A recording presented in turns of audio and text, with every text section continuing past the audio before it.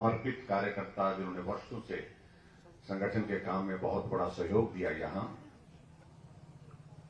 और इन्हीं सारी चीजों को ध्यान में रखते हुए पार्टी के प्रदेश और केंद्र के नेतृत्व ने इनको यहां से प्रत्याशी के नाते घोषित किया है। श्रीमती माया शर्मा जी हमारे पुराने साथी, जो हिमाचल प्रदेश में विधानसभा में हम सब लोग इकट्ठा गए थे और लंबे समय तक हम एक ही सीट पर बैठते थे। पूर्व में विधायक रहे भाई बलदेव शर्मा जी, मंडल के अध्यक्ष श्री कुलदीप जी हमारे बीच में हमारी मदद करने के लिए यहाँ आए। माननीय विधायक श्री विपिन ब्रह्मानी जी, हमारे बीच में श्री सीताराम भारद्वाज जी, यशपाल ठाकुर जी, राकेश ठाकुर जी, कमल नयन जी, यशवीर जी, और यहाँ कौशल जी जो हमारे मंच का संचालन कर रहे हैं, और उपस्थित सभी भाइयों बहनों, नौजवान साथियों और पत्रकार मित्रों। सबसे पहले तो मैं क्षमा चाहूंगा कि मैं आप सबके बीच में पहुंचने में देर हुआ और आप सबको इंतजार करना पड़ा। कोशिश तो हम कर रहे थे कि समय पर पहुंचे, लेकिन फिर भी उसके बावजूद आज सड़क मार्ग से होकर के यहाँ आने का कार्यक्रम बना किसी कारण से, तो इस कारण से मैं थोड़ा देर हो गया।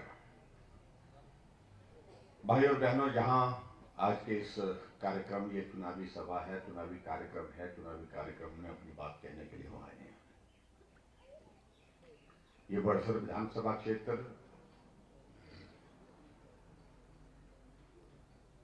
हमने एक बार नहीं अनेकों बार जीता भी है, लेकिन मैं इस बात को भी देख रहा हूं कि सब मेहनत करते हैं। मेहनत करने के बाद पिछली 2 बार से थोड़ी थोड़ी कसर छूट रही है, जबकि मेरा मानना है कि ये छूटनी नहीं चाहिए थी, लेकिन पीछे जो हो गया तो हो गया। आओ आज हम संकल्प करते हैं कि आने वाले समय में इस कसर को पूरा करेंगे। इस बार भाजपा का ही जीतेगा।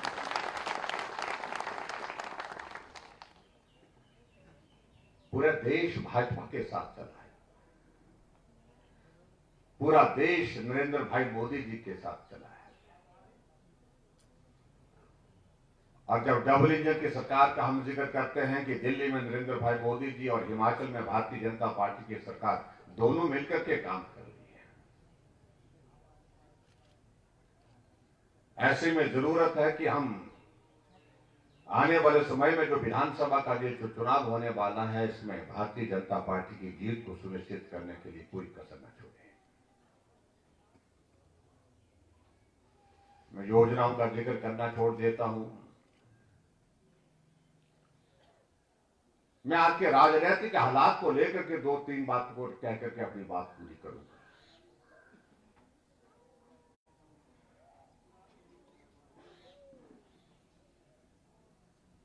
आज देश की जरूरत है नरेंद्र भाई मोदी, और आज प्रदेश की जरूरत है नरेंद्र भाई मोदी।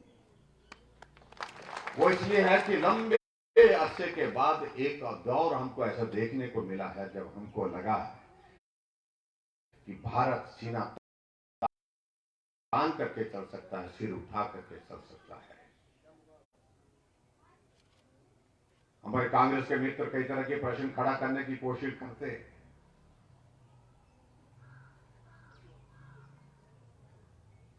कि भाजपा क्यों।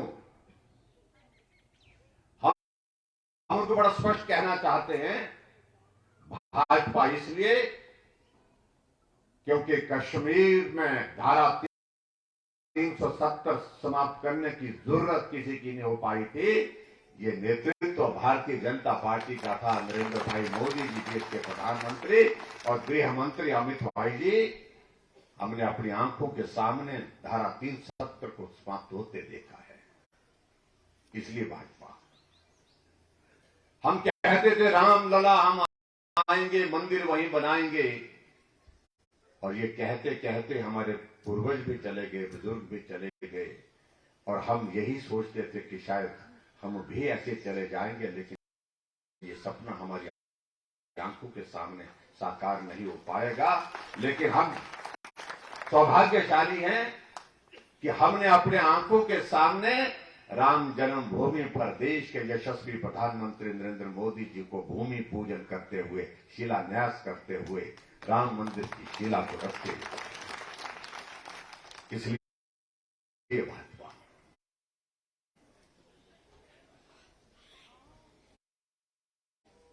हमारा पड़ोस का देश कभी भी हिम्मत कर जाता था, जुर्रत कर जाता था, घुसपैठिए भेज करके, आतंकवादियों को ट्रेनिंग दे करके भारत की सीमा में भेज करके हमारे सैनिकों को,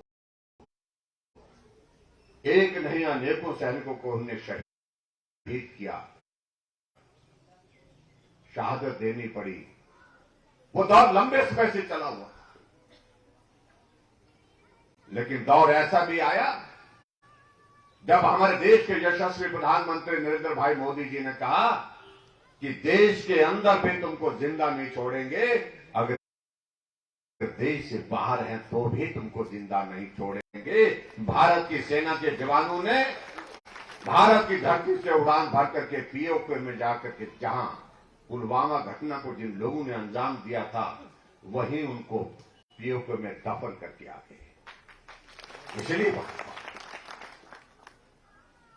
देश में प्रधानमंत्री एक नहीं अनेक रहे, और ऐसा भी दौर रहा मेरा प्रधानमंत्री के प्रति सम्मान है सभी के प्रति, लेकिन ऐसा भी दौर रहा कहीं अंतर्राष्ट्रीय मंच पर कहीं प्रधानमंत्री भारत के खड़े होते थे, एक कोने में खड़े होकर के रह जाते थे, ना कोई आंख मिलाता, ना कोई हाथ मिलाता था, ना कोई कदम उनकी ओर से ओर पड़ता था। और आज हमारे लिए खुशी की बात है, हमारे यशस्वी प्रधानमंत्री नरेंद्र मोदी जी कहीं भी अंतर्राष्ट्रीय मंच पर खड़े होते हैं, बड़े बड़े राष्ट्रों के राष्ट्राध्यक्ष अपने आप को रोक नहीं पाते, न कदम रुक पाते, न हाथ रुक पाते हैं, कदम अपने आप चलते हैं। जहां नरेंद्र भाई मोदी जी खड़े हैं, उनके साथ खड़े होकर के हाथ मिलाते हैं। इसलिए भारतीय जनता पार्टी, पूरे देश में इस तरह का माहौल होता था, कांग्रेस पार्टी की सरकार, और उसमें भ्रष्टाचार में, उसमें भी कंपटीशन होता था। एक घोटाला 1,86,000 करोड़ का, एक घोटाला 1,76,000 करोड़ का, लेकिन 8 वर्ष का कार्यकाल बीत गया प्रधानमंत्री नरेंद्र भाई मोदी जी का। कोई उंगली उठा करके नहीं कह सकता कि देश के प्रधानमंत्री के ऊपर इस प्रकार का कोई एक आरोप है। इसलिए भाजपा, हम बहुत सारी बातों का जिक्र कर सकते हैं, लेकिन विचित्र बात भाई और बहनों, जिस कांग्रेस का समापन जो है वो, जो कांग्रेस विसर्जन के दौर पर पहुंच गई है, आज हिमाचल में कह रहे कि हम आ रहे हैं, हम सत्ता में आएंगे। कैसे आएंगे भाई? क्यों आएंगे भाई? आने देंगे तो ना, जब आने ही नहीं देंगे तो। कहते बहुत परेशान होकर कि जब कुछ नहीं बचता उनके पास कहने के लिए, तो एक बात कहते हैं कि नहीं इसलिए आएंगे कि हमारी बारी है। हमने कहा बारी का रिवाज खत्म हो गया भाई, खत्म हो गया, पूरे देश में खत्म हो गया।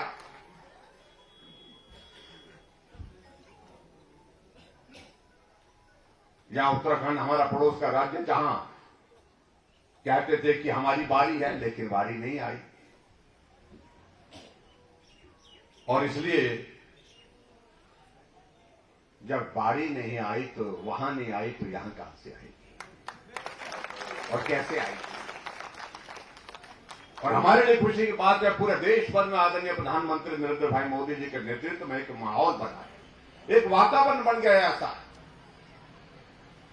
और इस वातावरण के तहत जो है, आप देख रहे हैं जिन राज्यों में भाजपा की जमानत जब्त होती थी, वहां भाजपा की सरकारें बन गई, और जिन राज्यों में भाजपा की सरकारें बन करके 5 वर्ष के बाद फिर आती नहीं थी, वहां फिर से सत्ता में आ गई। उत्तराखंड हमारे सामने है, उत्तर प्रदेश में जी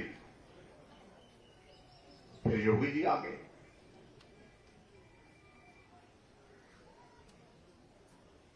इसलिए भारतीय जनता पार्टी की जरूरत हम महसूस करते हैं कि नरेंद्र भाई मोदी जी हिमाचल के बहुत करीब है। करीब का मतलब उनका दिल का रिश्ता है। 5 साल के कार्यकाल में हिमाचल प्रदेश में 9 बार कोई प्रधानमंत्री आज तक हिमाचल के इतिहास में नहीं आए। कोई आए तो जिनका नाम नरेंद्र भाई मोदी है।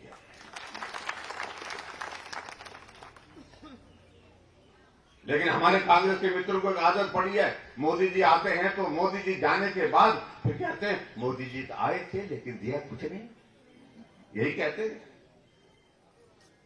लेकिन बेचारे सच्चे हैं।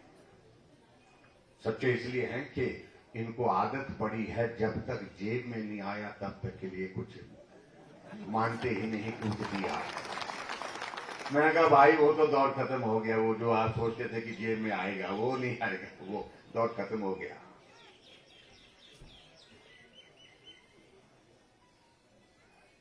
हिमाचल के लिए एम्स का मतलब होता था दिल्ली, आज हिमाचल के लिए एम्स का मतलब हो गया बिलासपुर। हिमाचल के लिए ट्रेन का मतलब होता था हिमाचल से बाहर जाकर के पकड़ना, आज पूरे देश भर में 4 वंदे भारत ट्रेन की शुरुआत हुई। एक शुरुआत हमारे पड़ोस के राज्य पड़ोस के जिले से ऊना से हो गई।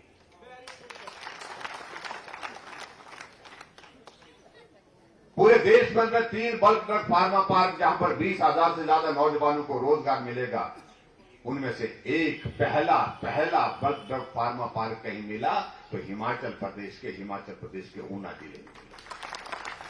मेडिकल डिवाइस पार्क नालागढ़ में मिला, 500 करोड़ रुपए की लागत से भर करके तैयार हुआ। अटल टनल रोहतांग जो अटल जी ने शुरू की थी, उसको पूरा करके उसको देश को समर्पित कर दिया 3 अक्टूबर 2020 को। उसके बावजूद भी कहते हैं कि मोदी जी आए थे, दिया कुछ नहीं।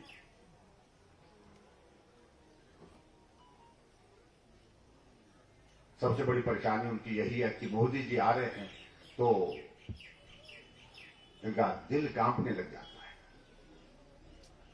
क्योंकि हकीकत भी ऐसी है कि जहां मोदी जी जाते हैं तो वहां कांग्रेस का सुपड़ा साफ होता है। और आ रहे हैं 5 तारीख को आ रहे हैं, 5 तारीख को हमारे हिमाचल प्रदेश में आ रहे हैं। पहला कार्यक्रम उनका सुंदरनगर में, दूसरा सोलन में है और 9 तारीख को आपके सुजानपुर में है। आप सब आमंत्रित है भाई, कोई घर में नहीं रहना चाहिए, सारे के सारे जो है सुजानपुर में होने चाहिए। विचित्र स्थिति है कांग्रेस पार्टी की और इनके नेतृत्व की हालत देखिए। यहां चुनाव लगे हैं, हिमाचल में चुनाव है, गुजरात में चुनाव है, इनके नेता यात्रा पर निकले हुए हैं। उधर भारत जोड़ो यात्रा पर निकले हैं और कांग्रेस के नेता भारत छोड़ो यात्रा पर निकले हुए हैं। और शायद मुझे लगता है, कई बार मैं सोचता हूं कि शायद कांग्रेस के लोगों ने योजना ही ऐसी बनाई कि भाई माफ करो, तुम यात्रा पर निकल जाओ, मेहरबानी करो, कृपा करो हम पर, क्योंकि जहां भी वो आते हैं कुछ न ऐसा खट करके चले जाते हैं जो उनको भुगतना पड़ता है। एक कांग्रेस के नेता बोले, यार तुम बीजेपी वालों का तो बहुत अच्छा, तुम्हारे नेता आते हैं तो बहुत अच्छा भाषण देते हैं, अपना नेता आता तो हम तो दिल थाम के बैठते हैं, पता नहीं क्या बोलते के जाएंगे। दिल्ली में महंगाई पर रैली की और रैली में भाषण देने लगे, भाइयों और बहनों महंगाई इस कदर बढ़ गई, आटा 40 रुपए लीटर हो गया।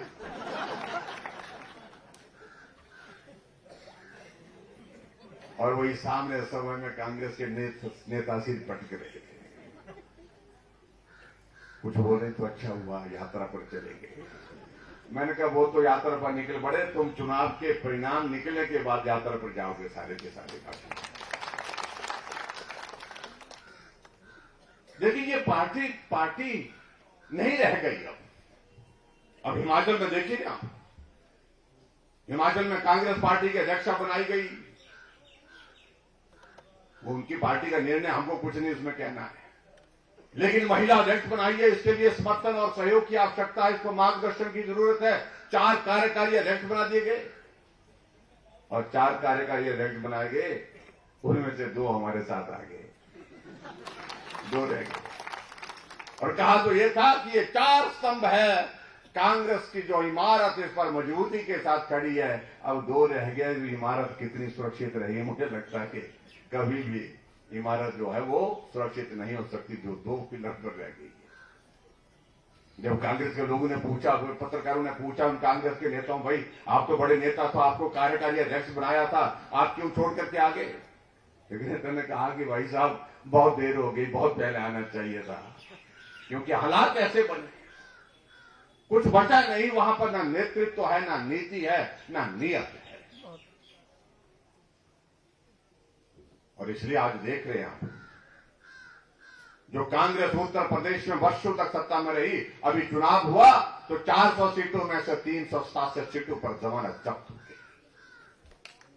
अभी आप गुजरात में तमाशा देखेंगे, इस बार गुजरात में भी यही हालत होने वाली है, तमाशा होने वाला है, और वहां पर भी जमानत जब्त होने वाली है। नहीं, सैकड़ों की संख्या में कांग्रेस के नेताओं की जमानत जब्त होगी। लेकिन फिर भी उसके बावजूद यहां हिमाचल में कह रहे हैं कि हम आएंगे, हम आएंगे। हमने कहा भाई साहब आप तो तब भी कहते थे जब 5 राज्यों में चुनाव हो रहे थे, पंजाब में चुनाव, हमारा पड़ोस का राज्य कह रहे थे कि हम आएंगे, चन्नी साहब आएंगे, चन्नी साहब आएंगे। लेकिन काम पंजाब तो गया, लेकिन चन्नी साहब भी दोनों जगह से चले गए। व्यवस्था है, मजबूरी है, कहना पड़ रहा है। और यहां मतलब तमाशा तो इस बात को देख रहे हैं कि हमने कहा कि नेता कौन है, कहा कि नेता कोई नहीं। हम जहां भी जिस विधानसभा क्षेत्र में जाते हैं, मैं कम से कम कोई 8-10 विधानसभा क्षेत्र में हिमाचल में घूमा, अभी इन दिनों में भी, तो हमारी पार्टी के सब साथी कहते हैं कि भाई साहब गौर तो बाकी ठीक है, यहां पर सीएम साहब एक सरपा पड़ गया, बोलते हमको, हमने कहा क्या बोलते हैं? ये बोलते हैं कि भाई मुख्यमंत्री बनेंगे। मैं कहा कितने बनेंगे? हर जगह एक ही बात को लेकर। इससे पहले मैं जिस विधानसभा क्षेत्र में गया था वहां पर भी लोगों के बीच में यही कहा, तुम बोलते हैं विधायक को नहीं, अब की बार मुख्यमंत्री को वोट दे रहे हो, पता है? हमने कहा भाई कितने बनेंगे? और ऐसे करते करते एक जगह हमको कोई ऐसा आदमी मिल गया कांग्रेस का, हमने कहा भाई आपका मुख्यमंत्री के लिए नाम चला। बोलते भाई साहब, बोलते हैं मुख्यमंत्री कौन बनेगा, वो तो पार्टी तय करेगी, जब सत्ता में आएगी तब जीत कर आएंगे, तो तब होगा ना। तो मैंने को तो ये नारा कैसे चलाए हो आप लोगों ने अपने अपनी कॉन्फ्रेंस में? भाई साहब बोलते जीतने के लिए इसके सिवाय कोई रास्ता नहीं है, यही एक तरीका है, तो कहीं सीट निकल जाए हमारी, ये बहाने। तो मैंने कहा तो 68 कर दो ना घोषित, चुपके कान के पीछे क्या कहने की जरूरत है? माइक पर मंच संचालक को पर्ची पकड़ा दी जाती है, ऐसी पर्ची पकड़ा दी जाती है कि तुम बोलो कि आने से पहले, मेरे भाषण से पहले, कि आने वाले समय में भावी मुख्यमंत्री जी आ रहे हैं, ऐसा करके बोलिए। बोलते तमाशा बना के रख दिया। इस पार्टी में नेतृत्व तो नहीं। आज कांग्रेस की हालत ये है। मैं उन सारी चीजों को कुछ कहने की आवश्यकता नहीं, क्योंकि समय की भी कमी है, आप 90 समय से इंतजार कर रहे हैं। भाई और बहनों, में एक बात मैं जरूर कहना चाहता हूं, इन 5 वर्षों में हमने गरीब के करीब रह करके काम किया है, गरीब की सेवा करने की हमने कोशिश की है। जब हमने इस बात का जिक्र किया कि हम आपकी बात रिवाज बदलेंगे, हमारे कांग्रेस के मित्रों को बहुत परेशानी हो रही है उस बात से। और परेशानी क्यों हो रही? हमने कहा भाई रिवाज बदलने की बात कही तो उससे परेशान क्यों? कहा कि परेशानी इस बात की, हम तो अपनी बारी के हिसाब से अपनी बारी का इंतजार कर रहे हैं। हमने कहा वो तो बदल गया भाई रिवाज।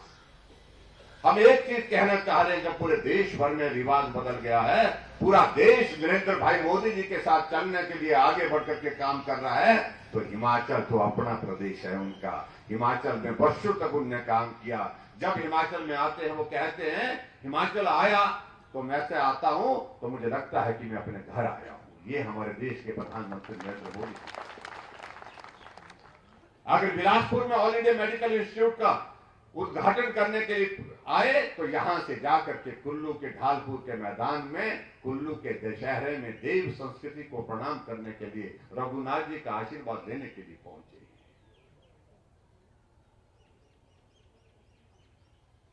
हमारी देव संस्कृति का सम्मान करने के लिए पहुंचे। अगर केदारनाथ उत्तराखंड में प्रधानमंत्री जी दर्शन करने के लिए मंदिर में पहुंचते हैं तो सिर में हिमाचल की टोपी और गद्दी चोला, कमर में हिमाचल का मफलर, पांव में पूड़े हिमाचल की, ये पहन करके पहुंचे। ये संदेश क्या देता है कि हिमाचल प्रधानमंत्री के जो है कितना करीब है, रग रग में हिमाचल प्रदेश है, हिमाचल प्रदेश की भावना के साथ जुड़े। इसलिए भाई और बहनों, जरूरत है सारी बातें एक तरफ, हमको जो काम करना है वो एक लक्ष्य को लेकर के करना है। ये हिमाचल जिसको आदरणीय प्रधानमंत्री जी ने कहा ये मेरा अपना घर है, ये घर उनका है तो उनके साथ दिखना चाहिए, दिखना ही नहीं चाहिए, ये चलना चाहिए और चलना ही नहीं चाहिए, उनके साथ चट्टान की तरह खड़ा होकर के हमको काम करना है। इसके लिए आप सबका आशीर्वाद चाहिए। और डबल इंजन की सरकार का हमने जिक्र किया, क्योंकि कांग्रेस के लोग आजकल जिस तरह का भाषण दे रहे हैं, जिस तरह की घोषणा कर रहे हैं, गारंटी दे रहे हैं, हम गारंटी देते हैं। अरे गारंटी तो तुम्हारी अपनी है, पहले तुम्हारी अपनी गारंटी नहीं है, तुम गारंटी की बात कर रहे हो। गारंटी तो आपने 2012 में ये दी थी कि हिमाचल प्रदेश में हर परिवार से एक सरकारी नौकरी देंगे। क्या हुआ उस गारंटी का? ये प्रश्न है, इस प्रश्न का उत्तर पहले दीजिए। गारंटी तो आपने 2012 के चुनाव में ये भी दी थी कि हम बेरोजगारों को बेरोजगारी भत्ता देंगे। कितने बेरोजगारों को भत्ता दिया आपने? बेरोजगारी भत्ता दिया, इस बात का भी हिसाब दीजिए। आज कह रहे हैं कि हम 18 साल से 60 साल की महिलाओं के लिए 1500 रुपए महीने का डालेंगे, और इसकी घोषणा करने के लिए छत्तीसगढ़ के मुख्यमंत्री शिमला आते हैं। मैं उनसे पूछना चाहता हूं कि अपने प्रदेश में आप दे रहे हैं क्या?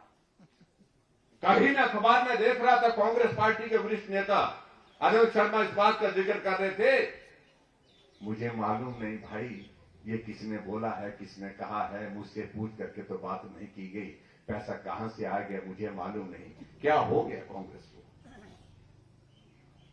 जो चीज तुम कर नहीं सकते हो, जो करना संभव नहीं है, उस चीज के बारे में जिक्र कर रहे हो।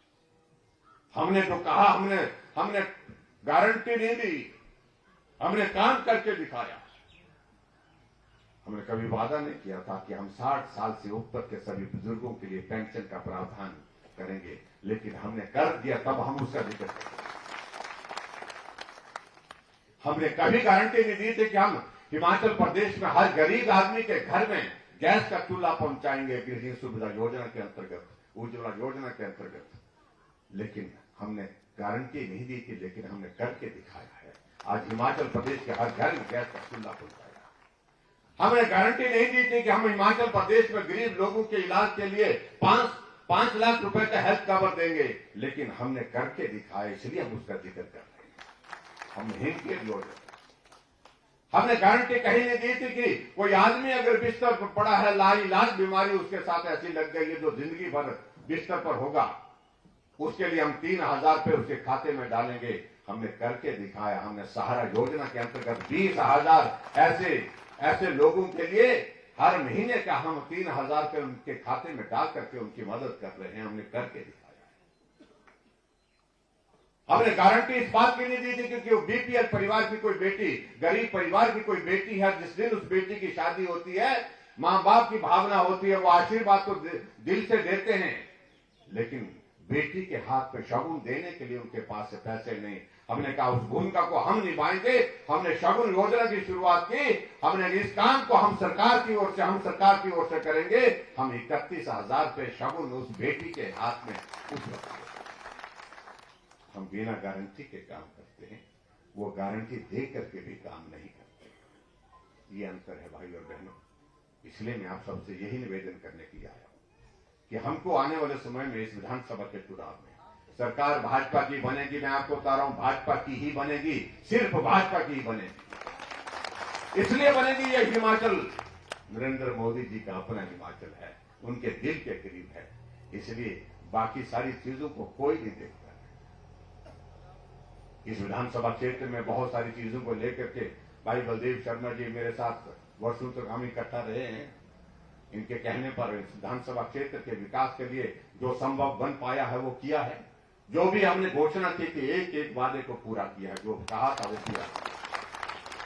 अगर कमी रह गई है तो आने वाले समय में हिमाचल में जब सरकार बनेगी, माया जी वहां आकर के जो इस विधानसभा क्षेत्र के लिए कहेंगे उस काम को हम पूरा करेंगे। ये मैं आप सबके बीच से कहना चाहता हूं। बाकी सारी चीजों को लेकर के देखिए, सिर्फ बाकी कहने की बातें हैं। सामने सिर्फ कमल का फूल है, कमल के फूल पर चलना है। यही हमारा सीधा रास्ता है, स्पष्ट रास्ता है, साफ रास्ता है, जो हमको नरेंद्र भाई मोदी जी के साथ जोड़ता है, जो हमको देश के साथ जोड़ता है। उसके लिए हम सबको काम करना है। मैं आज के इस कार्यक्रम में यही कहने के लिए आप सबके बीच में यहां आया हूं कि भाई कमी मत छोड़ना। ये थोड़ी थोड़ी कमी हम छूटती जा रही है, लेकिन अब की बात नहीं, अब की बात किसी सूरत में कमी नहीं छूटनी चाहिए। और ये बरसर भाजपा के साथ होना चाहिए, ये बरसर हिमाचल प्रदेश में भारतीय जनता पार्टी के सरकार के साथ विधानसभा के अंदर होना चाहिए, ये बाहर नहीं होना चाहिए। उसके लिए हम आप सबसे आशीर्वाद मांगने के लिए आए हैं और मुझे पूरा भरोसा है अब की बार आप शानदार जीत, और जीत ही नहीं शानदार जीत यहां इस विधानसभा क्षेत्र से आप हासिल करेंगे। और मैं आप सबसे यही निवेदन करना चाहता हूं, माया जी को आप यहां से भारी बहुमत से जिता करके आप भेजिए। उसके बाद विकास का जिम्मा हमारे पास, हम सब